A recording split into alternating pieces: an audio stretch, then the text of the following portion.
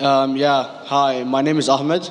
I come from the glorious country of Iraq, and I'm a born Muslim. My problem is that I practiced Islam when I was. Brother, first we request questions from the non-Muslims. Once Yeah, all the questions from non-Muslims are over, inshallah, we'll give you a chance. yeah, but I'm telling my problem only. It's okay. But you said you're Ahmed and you're a born Muslim. I am born Muslim. But now are you a Muslim or not? I'm agnostic. Oh, so now you have left the religion of Islam. Yeah, I'm confused. Okay, fine. If you have left the religion of Islam, you can ask the question, brother. Okay. So my question is, how come I don't have the faith that you and the other Muslims have and some of my friends, even though I practiced Islam a lot and I even did Umrah, but I still do most of the sins that are forbidden in Islam, and I sometimes am lazy to do the prayer and the other subjects we have to do in Islam. I have read many books and about other religions and conspiracy theories and documentaries and such. I even have seen your own videos on YouTube, and there are many questions that go around my head about Allah and the Messenger and Muslims in general.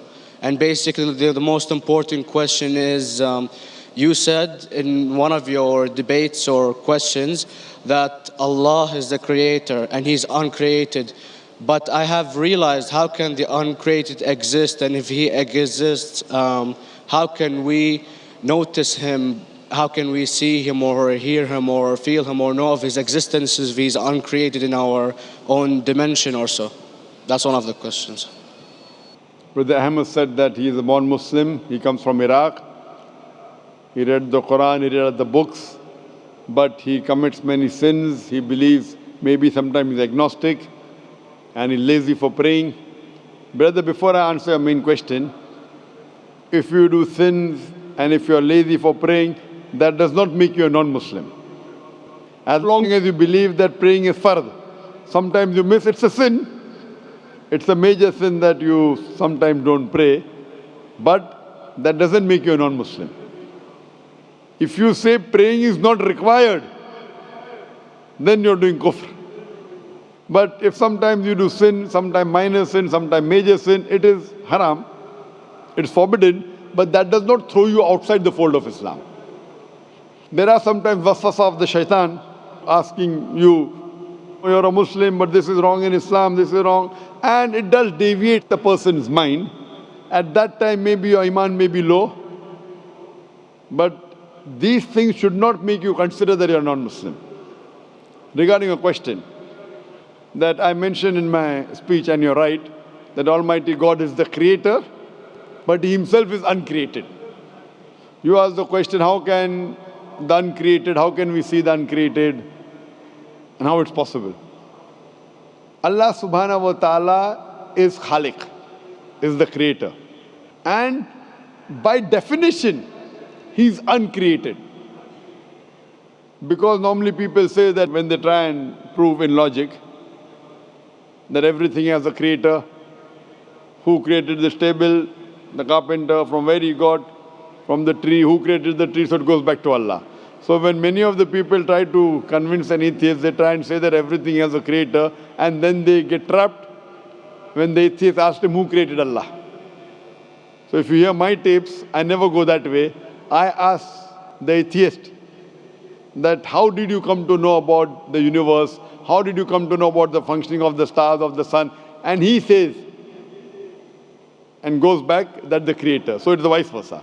So if you know how to deal with logic, you don't trip over this problem with the atheist trap, the Muslims or the believers, by saying who created Allah. By definition, Allah is uncreated. And if you ask the question, who created Allah? If you have heard my tapes, I give the reply, that suppose a person comes and says that my brother John. Yeah, I know, I saw that, I heard that's funny, but I mean, how does He exist if He's uncreated? Not that is Allah. created. Yeah. That's the difference between you and Allah. How does He exist? Means He was existing. He doesn't have a beginning. You and I have a beginning, that's human being. So that's the difference between us and Allah. You can't say that Allah has to be like us. If Allah is like you and me, why should we worship Him? I see, but have you heard of the phenomenon, the Big Brother? used by various orders and political agendas to control the people and such by implementing it into multiple gods, and then later on it became a monotheistic religions all over the world to make it easier for Big the Brother, people sorry, to... I've never heard of the religion Big Brother. It's not a religion. It's like a theory, an idea, basically. For What does it example, say? yes. What does this idea say? What does it say? Is that when you have a big brother, it's easier for you to live life. When you have someone watching you the whole time, understanding you the whole time, protecting you the whole time, being with you the whole time, and you can talk to him, although he never talks to you back, maybe in your dreams, due to your mind and such, it's easier for you to live. While a human who does not have a big brother and is not easily controlled into doing so and is having complete freedom is a danger for the major ruling powers and such. So what does this say? I don't understand. Big Brother may be the Big Brother may not be the. So what does it have to do with Islam and God? What does it have to do? Because basically Allah is watching you the whole time. So you want to say that Allah is like a Big Brother? Indeed, you use him for your protection so you won't be scared. You know what I mean? See, this is the hypothesis. Hypothesis. If you have heard, how do I convince an atheist? If you have heard my answer, that you said that you're agnostic, you're atheist. Yeah. So first thing I do to an atheist is I congratulate him. What? I congratulate him. Have you heard my answer of atheist? Yeah, you congratulate them and stuff. But I haven't seen your debates with the atheist. I just saw your answers on some questions. Fine, so you haven't seen the answer of atheist. No, but I've seen your debate with David William Campbell. And that David William Campbell is not an atheist. Yeah, yeah. Now when an atheist tells me he does not believe in God like your theory of Big Brother, Yeah. and if you believe in that theory, I will ask you, first thing I do to the atheist, I congratulate him. You know why? Yeah, because they think and they don't follow what their parent does and such stuff like that. No. I congratulate him because he is not doing blind belief. The other people are doing blind belief. He is a Christian because father is a Christian. He is a Hindu because father is a Hindu. Most of the Muslims are Muslim because father is a Muslim. He is thinking. He says there is no God. He has said the first part of the Islamic Shahada, La ilaha.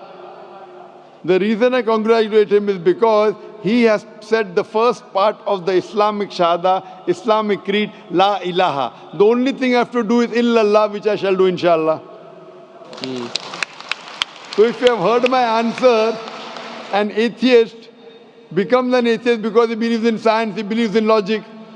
Or I ask him that if an equipment is bought in front of him, which no one in the world has ever seen, and if the question is asked, that who will be the first person who will be able to tell you the mechanism of this new equipment? What is the answer? Of course, he's going to tell you the producer or the maker of this equipment. Creator, producer, maker. So when we ask him questions that how did this universe come into existence, he will talk about the Big Bang. This what we're going to talk is already mentioned in the Quran 1400 years ago in Surah Anbiya chapter number 21 verse number 30. Avalam yaral lazina kafaru anna samawati wal arda kanat ratkum fataknahuma. Do not the unbelievers see that the heavens and the earth were joined together and we clove them asunder. This what you came to know 50 years back is mentioned in the Quran 1400 years ago. Who could have mentioned that? Well, in various civilizations in like 2000 or 5000 BC before Islam came or Christianity itself, there was various civilizations that are good in astronomy and they know more about our solar system than we do now, sadly. Brother, your knowledge of science is little, not in-depth. I do agree. There are certain things which were known as hypotheses. For example, we came to know, we were proved that the earth was spherical in 1577. I know that in 6th century BC, there were Pythagoreans who believed that the earth was spherical. But the same Pythagoreans who believed the earth was spherical also believed that the earth was the center of the universe, which is wrong. You show me one civilization which believes 100% what the Quran has mentioned. I challenge you. What you say, so do you mean to say there was a person who said, okay, this civilization, out of 100 things, these 2 things are right. Out of 100 things, these 5 things are right. Out of this 100, and picked and chose. Who can do that? No one besides the Creator. Even if you know that there were 10 different civilizations, hundreds of civilizations, there is not a single civilization that you know in the past which knew 100% of science what we know today. So where is your logic? Where is your theory? I do know that certain things were hypotheses, which were proved later on. But there is not a single civilization which knows everything what is mentioned in the Quran. So the answer goes back to the original question, who could have collected this in the Quran? Someone 1400 years back, could he do and say, okay, out of these 100 things, these 3 are right, out of these 100 things, these 2 are right, out of this, it's not possible. Mathematically, it's not possible. Well, you never gave the idea of extraterrestrials or so. I mean, knowledge is power. And Brother, I'm asking a simple question. We are not come here to have a debate. yeah. I'm asking you a question, point out a single civilization, you're asking something else. Yeah, We are alright. not here to discuss. You can come in the room and discuss. You ask a question, I'm giving you the answer. You gave about old civilization. I told you you're right. But out of 100 things, 98 they were wrong. So I'm asking you, who could have mentioned this in the Quran? You're talking something else now. Yeah, well, I'm asking you a simple question, 2 plus 2 equal how much? You are saying, I'm telling you 3 multiplied by 3 is how much? I'm asking a name, you're telling that where do you live? I'm asking a simple question, name me a single civilization which has everything what was mentioned in the Quran. Do you know of any or not? Yes or no? Well, not everything, of course. Even not 10%. Why? Babylon knows of most of the planets and such. Planet is not the only thing mentioned in the Quran. There are 1,000 things mentioned in the Quran. To say what 1,000 things are mentioned in the Quran, 10% would be equal to 100 things. Did Babylonian civilization knew about 100 things mentioned in the Quran? No, because they You don't cannot. have the IQ They level knew of that. 5 or 6 things. In percentage wise, very small. So Of course. who can be the author of the Quran besides the creator to know what is right, what is wrong? Today science has established the hypothesis mentioned by Babylonian so many centuries back is today proven.